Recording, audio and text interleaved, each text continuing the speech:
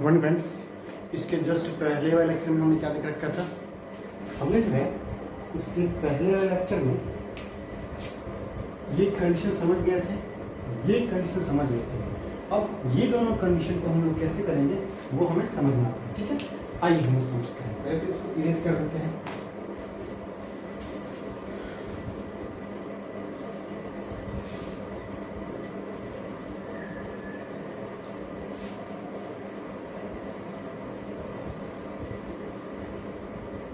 देखिए, condition number 3 को हमें समझना है, ध्यान से समझना है।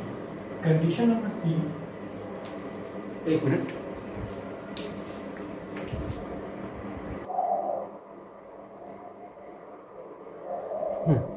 तो कंडीशन नंबर 3 करना क्या अपने को, ध्यान से देखो। हमें जो है क्या क्या दिया हुआ है भाई, इस तरह से, और एक दिया हुआ है इस तरह से। ये दिया हुआ है अल्फ़ा, और यहाँ पर एक बॉडी है और ये पुल्ली दिया हुआ है। इस बॉडी को इस पुल्ली के थ्रू इस तरह से नीचे दिखाया जा रहा है। ये आपका M1 है, ये आपका M2 है, और इस तरह से ये टेंशन T है, और इस तरह से इस टेंशन T है। और ये भी कहा जा रहा है कि ये जो सरफेस है ये सरफेस रफ है, और ये जो चीज़ है ये आपका स्मूथ है। अब यहाँ पे क्या करेंगे, ध्यान से देखो। कह रहा है मोशन इस तरफ हो रहा है, जो कि एक्सेलरेशन A प्रोड्यूस कर रहा है, तो इसका मोशन नीचे की ओर होगा, एक्सेलरेशन A से ही होगा। दोनों के ऊपर क्या क्या इफेक्ट पड़ेगा हमें वो देखना है। सबसे पहले तो हम इस M2 की बात करते हैं, या फिर पहले हम इस M1 की बात, चलो पहले M2 की बात कर लेते हैं। M2 की अगर हम बात करें तो ये कुछ इस तरह से कंडीशन है कि यहाँ से ऐसे है और ये ऐसे करके ये अल्फ़ा है। M2 के ऊपर यहाँ पर क्या बन रहा है, नीचे की ओर एक वेट लगेगा जिसको हम लोग W2 बोलेंगे। तो जैसे ही W2 बोल दिया तो ज़रा बताओ कि ये वाला प्लेन इस प्लेन के परपेंडिकुलर, इस प्लेन के परपेंडिकुलर एक रिएक्शन लगेगा, ठीक है, जिसको हम लोग R कहते हैं, जिसे हम लोग नॉर्मल रिएक्शन कहते हैं। अगर ये अल्फ़ा है तो हमने पहले से पढ़ रखा है कि ये भी आपका अल्फ़ा ही होगा। अब कौन कौन से फोर्सेस लग रहे हैं ज़रा देखते हैं। पहले तो इसके अलोंग कौन कौन सा फोर्स लग रहा है। जब ये बॉडी ऊपर मूव कर रहा है तो इस बॉडी के इधर की ओर एक टेंशन लग रहा है, मतलब इस बॉडी पर इस साइड एक फोर्स लग रहा है जिसे हम लोग टेंशन का नाम देते हैं। क्या इधर और भी कोई फोर्स लग रहा है क्या? हाँ, एक फोर्स और लग रहा है जो कि A के कारण, मतलब A के कारण, क्योंकि बॉडी इधर मूव कर रहा है, हम पहले कह चुके थे। जब इधर मूव कर रहा है तो FA भी लगेगा, तो एक फोर्स और लगेगा यहाँ पर F ऑफ A, मतलब एक्सेलरेशन के कारण जो फोर्स लगता है वो लगेगा। और कोई फोर्स लगेगा नहीं। लेकिन रफ प्लेन है तो बॉडी अगर इधर मूव कर रहा है तो इसके अपोजिट डायरेक्शन में, मतलब इस डायरेक्शन में एक फोर्स लगेगा, और उस फोर्स का नाम होगा फ्रिक्शनल फोर्स, FR, मतलब हो गया फ्रिक्शनल फोर्स। और कोई चीज़ है? अच्छा, हमें तो दो परपेंडिकुलर प्लेन के ऊपर हमें क्या करना है, इसको कंपोनेंट को तोड़ना है। तो ये वाला प्लेन और इसके जो परपेंडिकुलर प्लेन है उसी के ऊपर हम तोड़ेंगे कंपोनेंट। ये कंपोनेंट इस तरह से परपेंडिकुलर है। चूँकि ये W नीचे है तो हम क्या करेंगे, इसके कंपोनेंट को तोड़ेंगे, या जब इस W का कंपोनेंट इसमें तोड़ेंगे तो एक यहाँ पर आ जाएगा W2 cos ऑफ अल्फ़ा, ठीक, एंगल ऑफ रिपोजिटिव कहा करते थे। तो एक कंपोनेंट इधर तोड़े हैं तो एक कंपोनेंट इसका इधर भी टूटेगा, क्योंकि ये परपेंडिकुलर तो ये दोनों भी परपेंडिकुलर, तो इधर एक कंपोनेंट और टूटेगा जो कि टूटेगा W2 साइन अल्फ़ा।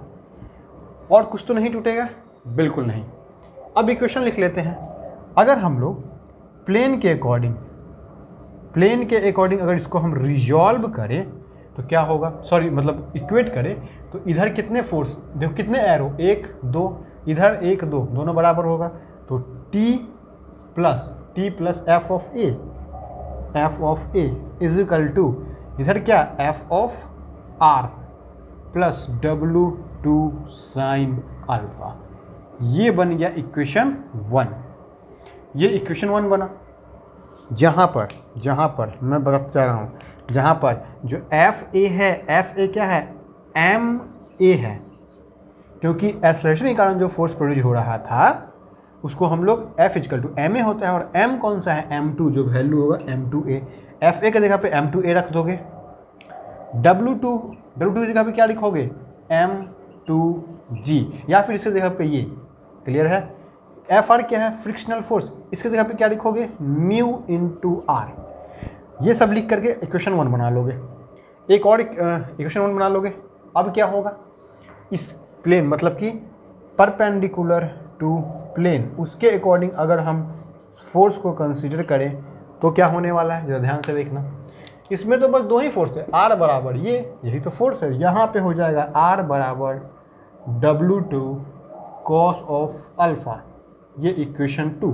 अब ये R बराबर W2 कॉस अल्फा है, तो W2 जहाँ लिखे हैं, ये W2 जहाँ लिखे हैं, W2 की जगह पे हम ये भी लिख सकते हैं ना, यहाँ से W2 is equal to R bye, कहाँ गया, R बाय कॉस अल्फा। हम ये भी कर सकते हैं, ठीक, इसी को इक्वेशन 2 मान लो। तो W2 बराबर R बाय कॉस अल्फा हम यहाँ लिख सकते हैं। मतलब जैसे लिखना है वैसे लिख लो, ठीक है, मतलब ये दोनों आना चाहिए, ठीक। ये इसको हमने डिजॉल्व कर दिया। अब आते हैं M1 के पास। M1 के पास आएंगे तो यहाँ पर तो इस तरह से हमें लेना होगा। M1 के पास नीचे की ओर एक W1 जो कि M1G काम करेगा, ऊपर की ओर एक टेंशन काम करेगा, और कुछ काम करेगा, बिल्कुल नीचे की ओर एक्सेलरेशन है तो नीचे की ओर एक F ऑफ A काम करेगा जो कि M1A के बराबर होगा। यहाँ से इक्वेशन लिखो, जब इससे हम लोग इक्वेशन लिखेंगे तो हमारा बन जाएगा T is equal to F of A plus W1। बस यही इक्वेशन हमें लिखना है और कुछ नहीं। अब इक्वेशन 1, 2 और 3 की मदद से हमें इक्वेशन 1 एंड 2 एंड 3 के मदद से हमें यहाँ पे A की वैल्यू मिल जाएगी और हमें T की वैल्यू मिल जाएगी। क्लियर है। क्या वैल्यू मिलेगी, अगर न्यूमेरिकल रहता तो हम इसी में पुट कर करके A और T निकाल लेते, लेकिन न्यूमेरिकल नहीं है। कभी कभी होता है कि डायरेक्ट आपको फॉर्मूला पूछ देता है कि भाई ऐसा कंडीशन है, उसके लिए एक्सेलरेशन की वैल्यू क्या होती है, या टेंशन की वैल्यू क्या होती है, या फिर इस पुल्ली के ऊपर लोड क्या पड़ता है, वो हमें निकालना पड़ता है। तो पुल्ली के ऊपर लोड वो भी निकाल लो, आरपी मतलब लोड ऑन पुल्ली, भाई लिख लेना, आरपी मतलब लोड ऑन पुल्ली, ठीक है। अब उसका हम आपको डायरेक्ट फॉर्मूला बता देते हैं, ठीक है। आइए, जो केस था हमारा वो कौन सा केस था,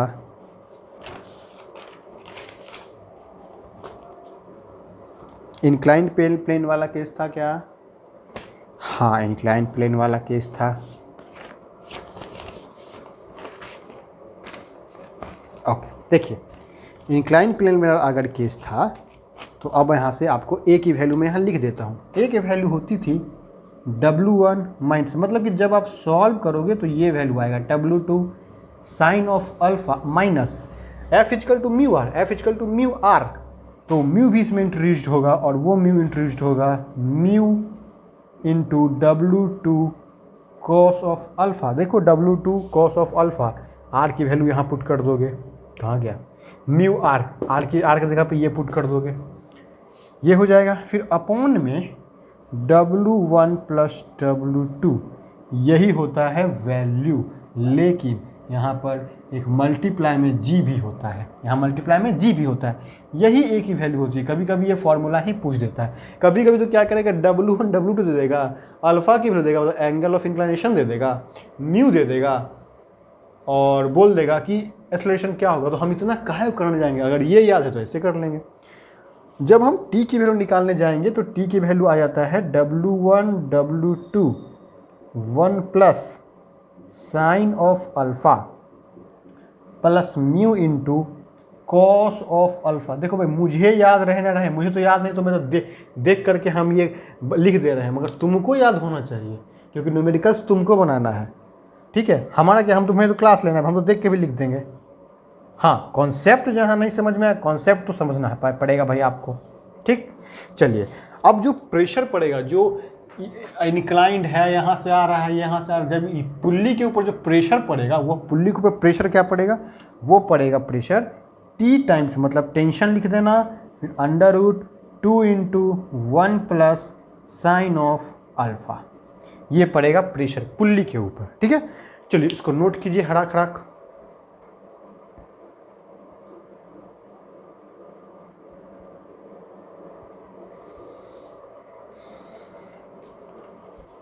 हो गया नोट? पहले इसमें थोड़ा इंक भर लेते हैं, तब तो तुम नोट कर लो अब।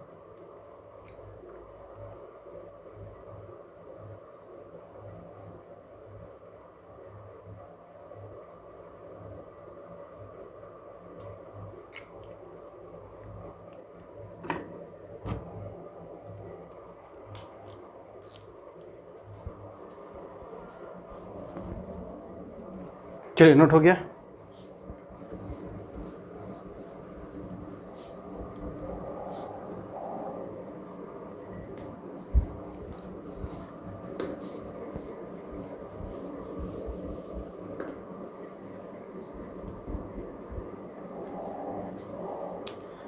चलिए, ये तो आपने देखी था, प्रीवियस क्लास वाला था ये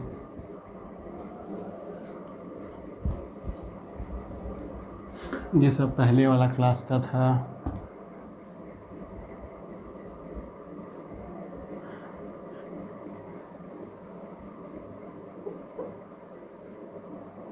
चल,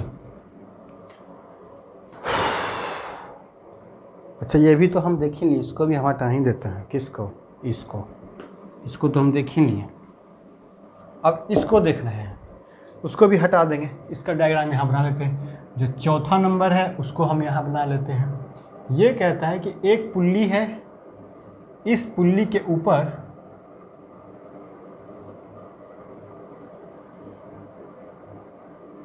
ऐसा कुछ है, ये दिया हुआ है बॉक्स, इस बॉक्स को यहाँ से रस्सी लगा करके और एक बॉक्स और में जोड़ दिया गया है, लेकिन यहाँ पर जो एंगल ऑफ इंक्लाइनेशन है वो अलग है, ये α2 है। यहाँ पर जो एंगल ऑफ इंक्लिनेशन है वो α1 है। ठीक है, और साथ ही साथ आपको मोशन दिया हुआ है, इस डायरेक्शन में यह मोशन कर रहा है जिसका एक्सेलरेशन ये है, तो ये जो है इस डायरेक्शन में मोशन करेगा, इसका एक्सेलरेशन ये रहेगा। ये पुल्ली जो है हमेशा स्मूथ आपको दिया रहेगा। ये जो है रफ है, ये भी रफ है, दोनों का रफनेस सेम है। अगर दोनों का रफनेस सेम है तब जा करके हम ये केस क्या कर रहे हैं, डिस्क्राइब कर रहे हैं। अगर आपसे कह दिया जाए कि इसका रफनेस अलग है, इसका रफनेस अलग है, तो हम क्या करेंगे, तब जा करके जो डायग्राम हम बनाएंगे अभी, जो हम कंसीडर करेंगे, इसका μ1 दिया रहेगा, इसका μ2 वैल्यू दिया रहेगा। लेकिन अभी क्या है, दोनों का रफनेस सेम है, म्यू दिया है। वो बहुत डिफिकल्ट क्वेश्चन हो जाता है, वैसे होता नहीं है कोई डिफिकल्ट। अरे ये μ2 यहाँ, जब इसको कंसीडर करेंगे तो जो फ्रिक्शनल फोर्स है वहाँ म्यू की जगह पे जो वैल्यू दिया रहेगा वही रख देंगे, यहाँ पे जो फ्रिक्शनल फोर्स है म्यू की जगह पे जो वैल्यू दिया रहेगा वही रख देंगे, बात बराबर है। ठीक, और कुछ तो नहीं दिया हुआ है, नहीं। अब इसको भी हटा दो। अब आप देखते हैं कैसे कंसीडर करें।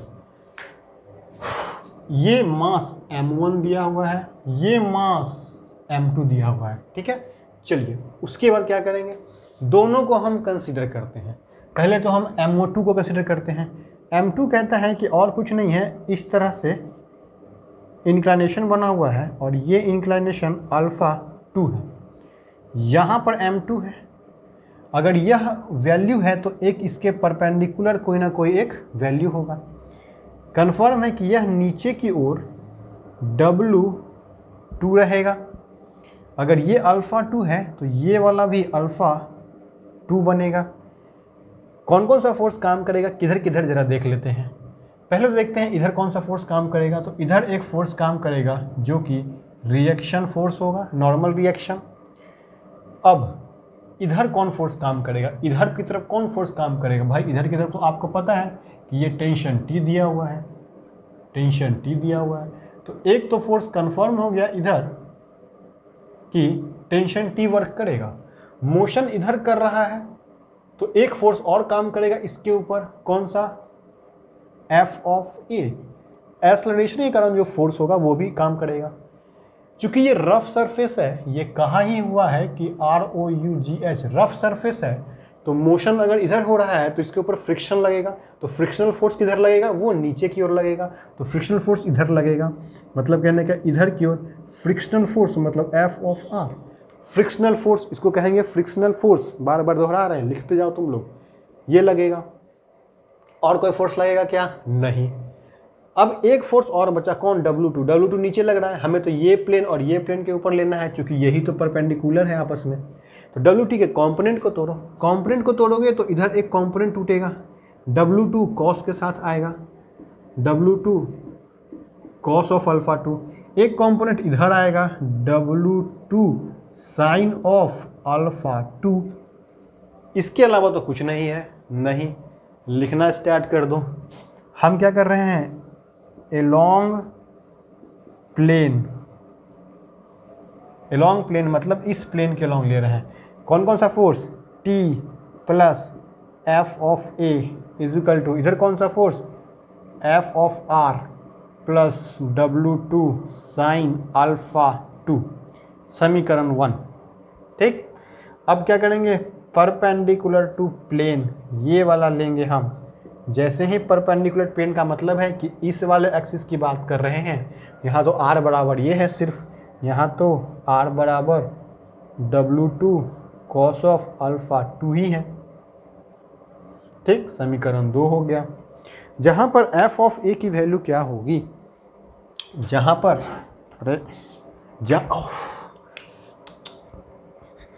मुचक गया, जहाँ पर F ऑफ A, यही लिख देता हूँ, जहाँ पर F ऑफ A की वैल्यू आपको क्या रखना है? MA। और कौन सा M? M2A। जहाँ पर FR की वैल्यू क्या रखना है? ये FR है, FR मैं यहाँ लिख देता हूँ, चलो यहीं लिख देता हूँ, कहाँ लिखूँ FR? FR यहाँ लिख देता हूँ। FR की जो वैल्यू है म्यू इंटू R है, बाकी W2 साइन 2 ये सब दिया रहेगा। डार की वैल्यू यहाँ पे रख देना, इसकी वैल्यू यहाँ रख देना, FA की वैल्यू यहाँ रख देना, M2A रख दोगे? रख दिया। अब आ जाओ इसके ऊपर। अब जब इसको कंसीडर करेंगे तो कैसे करेंगे? ध्यान से देखो, ये M1 है तो ये तो इस तरह से ऐसे है ना, देखो ये इस तरह से ऐसे है और इस तरह से ऐसे है, और यहाँ पे लग रहा है अल्फ़ा 1। यहाँ पर आपका क्या है? M1 है। कंफर्म है कि ये नीचे की ओर क्या लगाएगा? W1 लगाएगा। इसके परपेंडिकुलर एक प्लेन होगा जो कि नॉर्मल रिएक्शन यहाँ लगाया करेगा। अगर यह अल्फ़ा 1 है तो जितने से यह ऐसे घूमा है उतने ही से ये वाला भी इससे ऐसे घूमा होगा, मतलब ये वाला अल्फ़ा 1 होगा, कंफर्म होगा। यहाँ देख लो, ये अल्फ़ा 2 होता था तो इससे सटे नहीं, इसके बाद वाला अल्फ़ा 1, तो ये अल्फ़ा तो इससे सटे, इसके बाद वाला अल्फ़ा 1 होगा। और कोई फोर्स काम करेगा क्या? हाँ करेगा। अब तो हमें कौन से लाइन के लॉन्ग लेना है? ये लाइन के अलॉन्ग लेना है और ये लाइन के लॉन्ग, क्योंकि ये दोनों परपेंडिकुलर है, क्योंकि इसी के ऊपर तो नॉर्मल गया हुआ है। नीचे की ओर A आ रहा है तो नीचे की ओर एक फोर्स लगेगा। कौन सा फोर्स लगेगा नीचे की ओर? F ऑफ A लगेगा। और कोई फोर्स नीचे की ओर लगेगा क्या? नीचे की ओर नहीं, अब कोई नहीं। ऊपर की ओर एक टेंशन लग रहा है तो ऊपर की ओर एक टेंशन फोर्स लगेगा। लेकिन जब यह नीचे आ रहा है तो फ्रिक्शन कहाँ लगेगा? फ्रिक्शन इधर लगेगा, तो फ्रिक्शनल फोर्स इधर लगेगा, तो फ्रिक्शनल फोर्स यहाँ लगेगा F ऑफ R। और कुछ लगेगा? नहीं लगेगा। लेकिन ये जो W1 है, W1 को हमें क्या करना पड़ेगा? कंपोनेंट तोड़ना पड़ेगा। W1 को कंपोनेंट तोड़ोगे यहाँ पर तो ये बनेगा W1 कॉस के साथ जाएगा, कॉस ऑफ अल्फ़ा 1, और इधर की ओर क्या आएगा? W1 sign of alpha 1।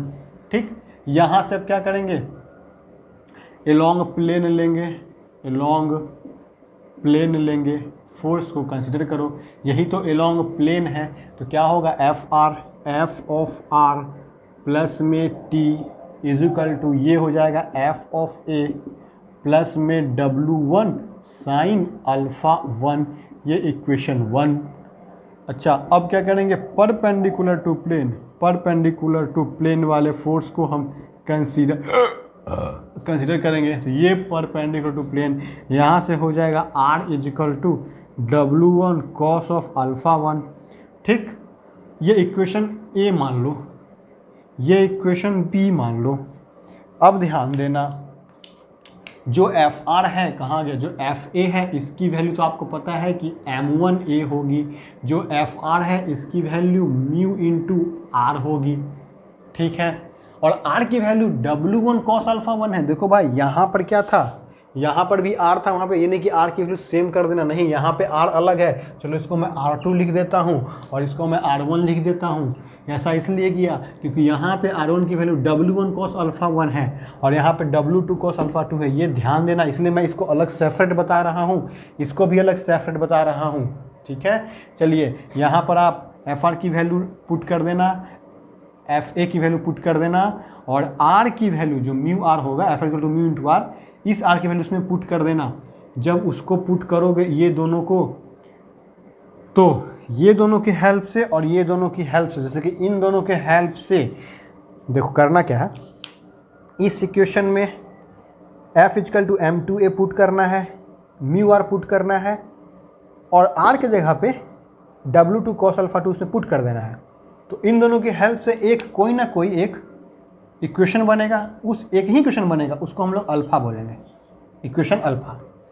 ठीक, उसी तरह से एफ आर के जगह पे म्यू आर पुट करेंगे और एफ ए के जगह पे m1a पुट करेंगे, और जहाँ आर था म्यू आर, उस आर के जगह पे ये पुट करेंगे। तो इन दोनों की हेल्प से एक इक्वेशन और बढ़ेगा जिसको हमने बीटा कहा। ठीक है, अल्फा और बीटा। अब हम क्या करेंगे, क्योंकि ये सब पढ़ना नहीं है आपको, ये सब समझो, मैं इसलिए बता रहा हूँ ना इसको इतना डिटेल, कि न्यूमेरिकल्स बनेगा ऐसे। अब फार्मूला हमको डिराइव करके हमको क्या फ़ायदा, कोई फ़ायदा नहीं, बस कंपोनेंट तोड़ने आना चाहिए और कुछ नहीं। ठीक, अब क्या करेंगे, अल्फा और बीटा, एक एक इक्वेशन मिल जाएगा। तो अल्फा एंड बीटा, अल्फा और बीटा से हमें किसकी किसकी वैल्यू मिल जाएगी, एक तो हमें वैल्यू मिल जाएगी टी की जो कि टेंशन होता है, एक वैल्यू मिल जाएगा हमें ए का जो कि एक्सेलरेशन होता है, एक वैल्यू मिल जाएगा हमको आरपी का जो कि लोड ऑन पुल्ली होता है। ठीक, अब इसकी वैल्यू मैं आपको लिखवा देता हूँ कि इसकी वैल्यू क्या होती है।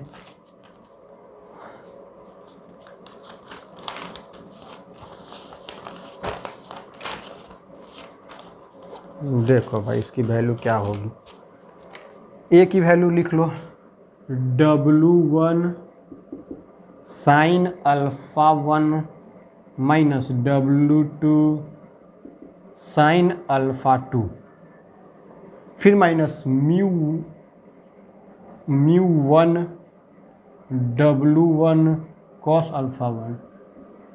अल्फा 1। देखो भाई, यहाँ पे क्या कर दिया है ना, यहाँ पे क्या कर दिया है कि ये जो रफनेस है इसका μ1 दिया हुआ है, और ये जो रफनेस है इसका μ2 नहीं, इसका μ1 दिया हुआ है, इसका μ2 दिया हुआ है। तो जहाँ जहाँ म्यू है वहाँ μ2 कर लो।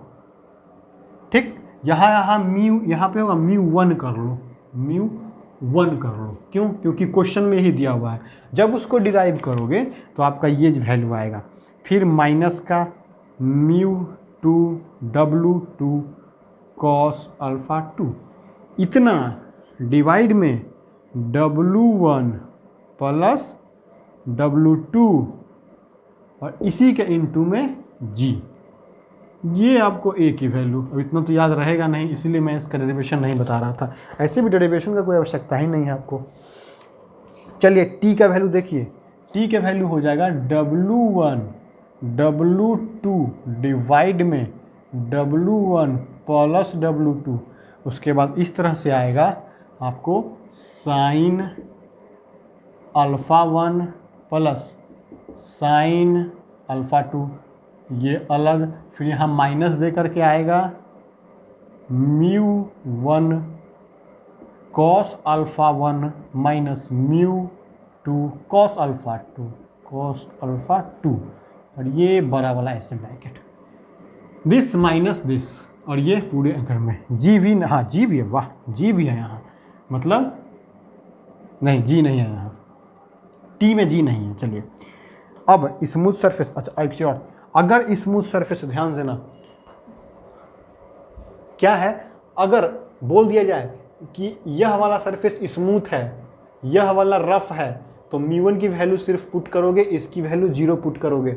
अगर बोलेगा ये स्मूथ है तो μ1 की वैल्यू पुट करोगे 0। अगर बोलेगा दोनों स्मूथ है तो μ1 μ2 दोनों की वैल्यू 0 पुट करेंगे। क्लियर है? चलिए, अगर स्मूथ है तो फ्रिक्शनल फोर्स लगेगा ही नहीं, ये तो मतलब माइंड में बैठ जाना चाहिए, लिखवाने की आवश्यकता नहीं है। अच्छा, प्रेशर ऑन पुल्ली क्या होगा, 2 times T into sine of α1 plus α2 और डिवाइड में 2, ये होगा आरपी की वैल्यू। आप समझ गए? तो ये होगा आपका आरपी की वैल्यू। तो इस तरह से हम लोग क्या करेंगे, डिराइव करेंगे। इसलिए मैंने एक एक चीज़ को खोल करके आपको बता दिया, एक एक चीज़ खोल, क्योंकि ये करना क्या है, मैंने स्टार्टिंग में इसलिए बताया था आप लोगों को कंपोनेंट्स जोड़ने के लिए, क्योंकि मुझे पता था कि लास्ट में आपको यही काम आना है। ठीक है, चलिए इसको नोट कीजिए, आराम आराम से समझिए, और इसके बाद फिर हम लोग मिलते हैं नेक्स्ट क्लास में। ठीक है, चलिए बनाइए जल्दी।